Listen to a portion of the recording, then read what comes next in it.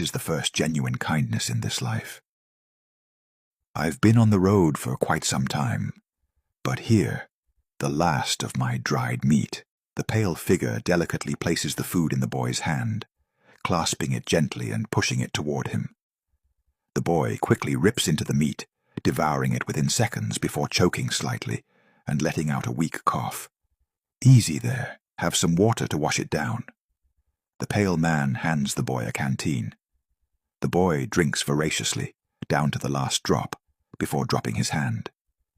The canteen clinks and bounces off a root before the man gently picks it up again, smiling. Well, now that we've broken bread, I'd consider us friends. What's your name, boy? The boy looks up, confused. Not because he's never heard of names, but because he's never heard his own.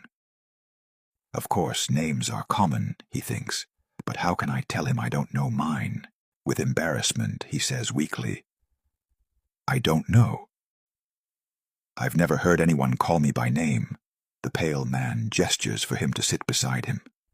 The boy nods. He takes a seat, and the man wraps an arm around his back, giving a few light taps. That's all right. Let's not worry about what your old name was. I'll give you a name, a really heroic one.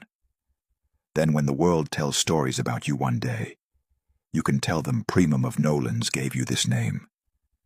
The boy looks with anticipation. A heroic name. Any name would be enough, but a heroic one.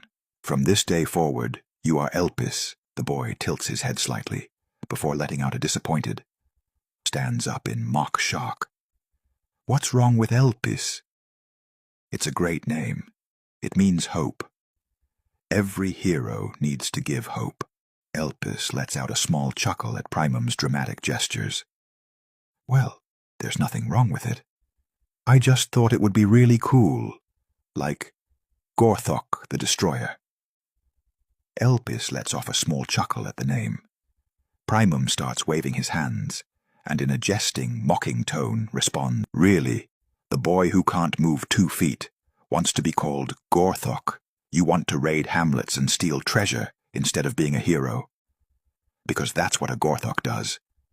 The audacity of you doesn't have a name. And now he's suddenly a critic.